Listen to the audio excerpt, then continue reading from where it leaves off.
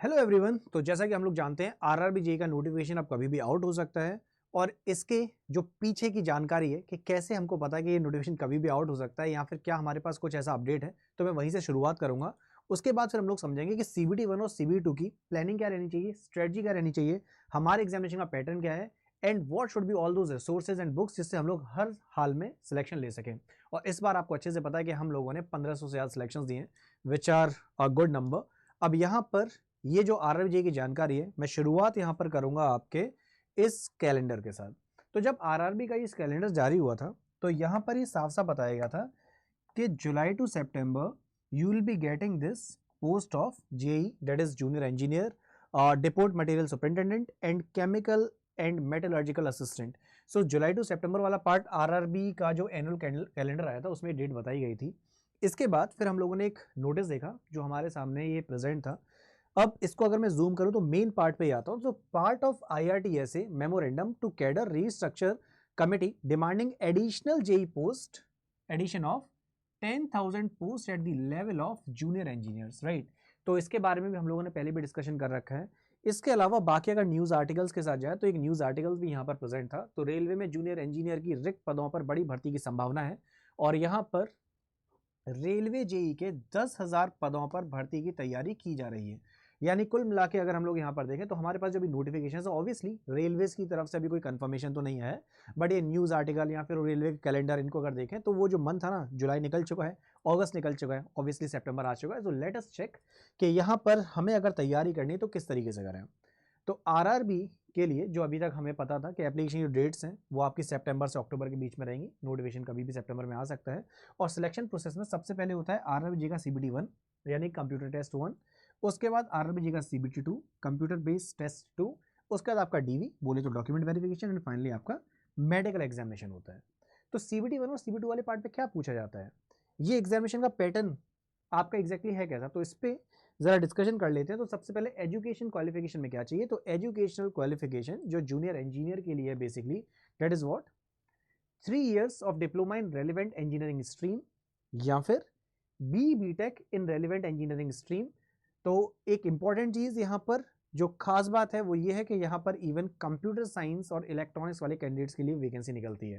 Because computer science वाले candidate सोचते हैं कि सर क्या हम लोग सिर्फ प्राइवेट के लिए हैं, नो, आपके पास गवर्नमेंट जॉब में भी ऑप्शन है, वो आपका आरआरबी जेईई के साथ है।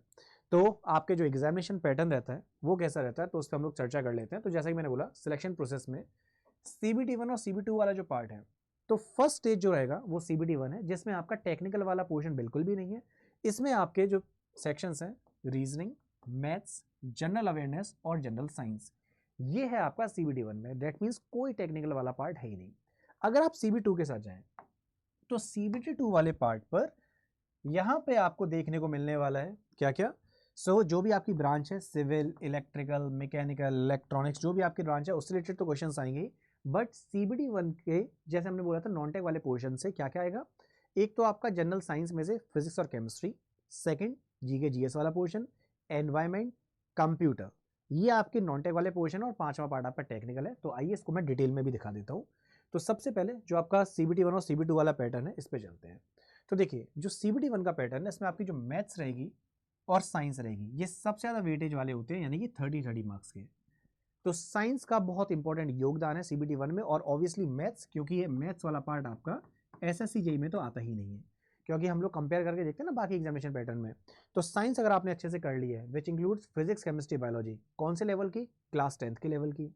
जनरल अवेयरनेस के आपके 15 क्वेश्चन हैं, रीजनिंग के आपके 25 क्वेश्चन हैं। तो यहां पर आपके टोटल बन जाते हैं 100 क्वेश्चन, जिसके लिए आपको मिलने वाला है 90 मिनट्स का टाइम। जब आप सीबीटी 1 क्वालिफाई कर लेंगे तो उसके बाद आप आएंगे सीबीटी 2 में। अब सीबीटी 2 में जनरल अवेयरनेस आपकी 15 नंबर की है, उसके बाद फिजिक्स एंड केमिस्ट्री 15 मार्क्स की है। इसमें गौर करने वाली बात यह है कि इसमें बायोलॉजी नहीं है, बट साइंस अगर आपने सीबीटी 1 में अच्छे से पढ़ रखी है तो यहाँ पे एक्स्ट्रा एफर्ट्स लगाने की जरूरत नहीं पड़ेगी, करेक्ट। यहाँ पर आपका कंप्यूटर एप्लीकेशंस और एनवायरमेंट जो है ये 10-10 मार्क्स ईच का है। और हाँ, सबसे इंपॉर्टेंट चीज आपका टेक्निकल 100 नंबर का है। तो टोटल यहां पर आपके हो जाते हैं 150 क्वेश्चंस, जिसके लिए आपको मिलेगा 120 मिनट्स यानी 2 घंटे का समय। जब सीबी 2 क्वालिफाई हो जाएगा तो फिर उसके बाद हम लोग चलेंगे डॉक्यूमेंट वेरिफिकेशन के साथ और फाइनली आपका मेडिकल एग्जामिनेशन। अब स्ट्रेटजी क्या रहनी चाहिए अपने एग्जाम की तैयारी की। सबसे पहले अगर मैं आरआरबी जेईई 2025 की तैयारी कर रहा हूँ तो मुझे एग्जामिनेशन पैटर्न और सिलेबस समझ में आना चाहिए कि भाई साहब एग्जैक्टली है क्या। तो पैटर्न तो मैं बता ही चुका हूँ किस तरीके से होगा। अब सिलेबस पे अगर हम लोग जाएं तो सिलेबस का देखो ऐसा है कि साइंस वाले पोर्शन पे आप जो 10th लेवल की आपकी साइंस है, फिजिक्स केमिस्ट्री बायोलॉजी, वो अच्छे से कर लीजिए। CBT 1 CBT में दोनों में जगह काम आएगा। इसके बाद अगर आप जीके जीएस वाले पोर्शन पे आते हैं तो current affairs plays a good role, right. 3 से 4 क्वेश्चन करंट अफेयर्स के हैं। Then polity, very important. उसके बाद हिस्ट्री, ज्योग्राफी, पॉलिटी, ये सारे पार्ट्स आपके 10th लेवल के स्टैंडर्ड पे चलेंगे। तो यहाँ से आपका साइंस और जनरल अवेयरनेस वाला सेक्शन हुआ। इसी प्रकार से अगर मैं रीजनिंग के साथ जाऊँ तो रीजनिंग वाले पार्ट पर कोडिंग, डिकोडिंग, ये सारे हम लोग अभी जो अपने यूट्यूब के सेशंस हैं वहाँ पर ही प्रैक्टिस सेशंस ले रहे हैं। सिमिलरली आपका फिर मैथ्स वाला पार्ट आ जाता है। इसके बाद टेक्निकल पोर्शन है। तो कुल मिला के आपको एग्जामिनेशन पैटर्न और सिलेबस के बारे में पता होना चाहिए। इसके बाद क्या करिए, आपको बनाना एक proper study plan. Study plan में एक रियलिस्टिक डेली टाइम टेबल बनाइए। ये नहीं कि रैंडमली कि सर इतने बजे से लेकर इतने बजे तक ये पढ़ूंगा, फिर उसके बाद मैं इतना खाऊंगा, इतना खेलूंगा, नहीं। जेन्युइन एक टाइम टेबल बनाइए कि मेरे पास जो एग्जामिनेशन पैटर्न है उसका जो सिलेबस वाला पार्ट है, उस सिलेबस में से मैं टॉपिक वाइज धीरे धीरे करके चीज़ों को कंप्लीट करूंगा, और जैसे मेरा टॉपिक खत्म होगा मैं उससे रिलेटेड क्वेश्चंस भी लगाऊंगा। तो यहाँ पर ये पार्ट के अलावा एक इंपॉर्टेंट चीज़ है, टेक्निकल सब्जेक्ट्स पे भी आपको फोकस करना है। तो आप standard text books, class notes ये अपने यूज़ करेंगे और अपने ना वहाँ पे शॉर्ट नोट्स भी रेडी करेंगे, क्योंकि एग्जामिनेशन में वही काम आएंगे। और जो आपकी जनरल अवेयरनेस है उसको तो आपको रेगुलरली रिवाइज करना ही है, और आपको पता रहना चाहिए कि गवर्नमेंट की जो स्कीम्स हैं वो क्या हैं, राइट। सो सबसे ऊंचा कौन सा डैम है, इस टाइप के क्वेश्चंस आपके एग्जाम में आते हैं। तो ये आपको जनरल अवेयरनेस वाला पार्ट। ऐसी एप्टीट्यूड और रीजनिंग की बात करें तो कुछ बुक्स हैं जैसे कि RS अग्रवाल हो गई, है ना, तो इसको आप यूज़ कर सकते हैं। और speed and accuracy are obviously key to success, और ये सब चीज़ें कैसे आएंगी, प्रैक्टिस से। तो यहाँ पे एक इंपॉर्टेंट चीज़ और है कि लास्ट 5 ईयर्स के जो पेपर आपके पास प्रेजेंट हो उनके आप जरूर लगाइए। अब आरआरबी जी का देखो एक लंबा गैप था, 2019 के बाद सीधे अभी पेपर हुआ था 2024 में। तो आप ये लेटेस्ट वाला पैटर्न 2019 वाला ये जरूर देखिएगा, ठीक है, से आपको आइडिया लग जाएगा what is the level of the paper. और साथ में जब आपका 60% के आसपास सिलेबस कंप्लीट हो जाए तो please start giving mock test also. ये मॉक टेस्ट देना इसलिए जरूरी है क्योंकि हम लोग यहाँ से ये जज कर पाते हैं कि मैं सही टाइम ड्यूरेशन में क्या पूरा पेपर लगा भी पा रहा हूँ। अगर पूरा पेपर लगा पा रहा हूँ तो मेरा क्या स्कोर आ रहा है, मैं क्या पिछले टेस्ट से अब मैंने कुछ इंप्रूव किया, और किस टाइप के क्वेश्चन फ्रेम हो रहे हैं, ये सब चीज़ें आपको मॉक टेस्ट से पता लगेंगी। तो ये होगा आपका सीक्वेंस ऑर्डर, सही रणनीति जिससे आप लोग तैयारी कर सकें, है ना। अब ये जो मैं प्रिपरेशन वाले पार्ट पर डिस्कशन कर रहा हूँ, तो अगर मान लीजिए कि आपने 2024 में तैयारी की थी, किसी का बहुत सारे कैंडिडेट से 2 नंबर से 3 नंबर से, अगर वो जो रह गए थे वो लोग तो अभी डायरेक्टली तैयारी करेंगे, उनको केवल प्रैक्टिस करनी है। तो वो प्रैक्टिस अपनी इवन यूट्यूब वाले पार्ट पे हम लोग डेली करते हैं।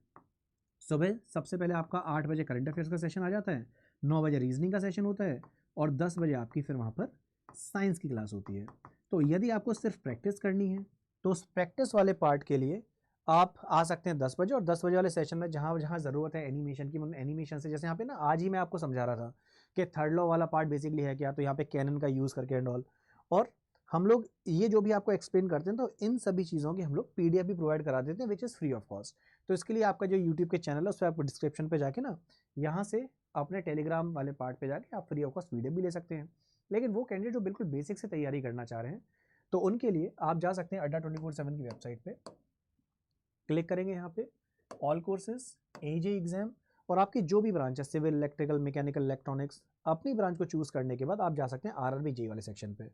तो इसमें ना आपको जब इस वाले पार्ट पर जाते हैं तो इसमें आपको मिलेंगे कुछ महापैक्स वाला पार्ट ऑप्शन मिल जाएगा, है ना। तो मैं एक बार शो भी कर देता हूँ, देख रहे हो ये जो महापैक है अभी टीचर्स डे के मौके पर आपको स्पेशल डिस्काउंट भी मिल रहा है, और ट्रिपल वैलिडिटी भी मिल रही है। यानी कि आपका जो बैच होता है नॉर्मली वो 12 महीने वाले डॉल, तो इसमें 27 मंथ्स की आपको वैलिडिटी मिलेगी। 27 मंथ्स में जितने भी एग्जामिनेशन आएंगे, RRB, SSC, वो सभी एग्जामिनेशन के लिए जितने बैचेस होते हैं आपको अलग से पे नहीं करना, you can go for it. तो दिस इज महापैक। स्पेशली अगर RRB के साथ भी जाना चाहते हैं तो ये RRB JEE का आपका बैच आपके सामने प्रेजेंट है, इसमें CBT और CBT की तैयारी कराई जा रही है। और अगर कोई बुक परचेज करनी है तो आप इसी को नीचे ट्रैक करेंगे। हाँ, एक मैं टेस्ट का बता रहा था, तो एक ना टेस्ट प्राइम करके एक ऑप्शन है। टेस्ट प्राइम में क्या होता है, आपके जितने भी टेस्ट हैं, RRB, SSC, बैंकिंग, रेलवेज, जितने भी एग्जामिनेशन होते हैं वो सभी टेस्ट प्राइम के अंदर आ जाते हैं। तो आप चाहें तो इस टेस्ट प्राइम को भी ले सकते हैं। केवल RRB का टेस्ट लेना तो आप यहाँ पे जा सकते हैं। अगर मुझे प्रैक्टिस करनी है, सर मुझे कोई बुक मिल जाए जनरल अवेयरनेस की, तो वो बुक भी आपके लिए यहाँ पे अवेलेबल है। सो देख रहे हैं ये RRB JEE की ये आपकी जनरल अवेयरनेस की बुक है, करंट अफेयर्स की बुक इज ऑल्सो देयर। तो आप जिस भी पर्टिकुलर प्रोडक्ट से जाना चाहते हैं, आप कोई बुक परचेज करनी है या फिर मॉक टेस्ट, या फिर आपको RRB का स्पेशल बैच चाहिए, या फिर मैं कोई भी AJ का एग्जाम हो जो मेरे लिए एप्लीकेबल, मैं सभी के लिए बैठ सकूँ, तो उसके लिए आप महापैक के साथ भी जा सकते हैं।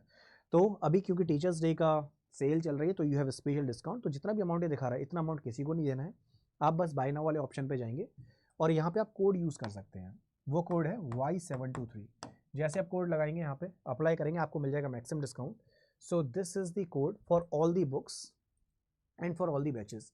और हाँ, अगर आपकी तैयारी पहले से ही अच्छे से है, मुझे केवल प्रैक्टिस करनी है, तो यूट्यूब पे सेशंस आपको मैं बता ही चुका हूँ। मंडे टू फ्राइडे डेली वो सेशंस होते हैं, सैटरडे को आपका मैराथन होता है।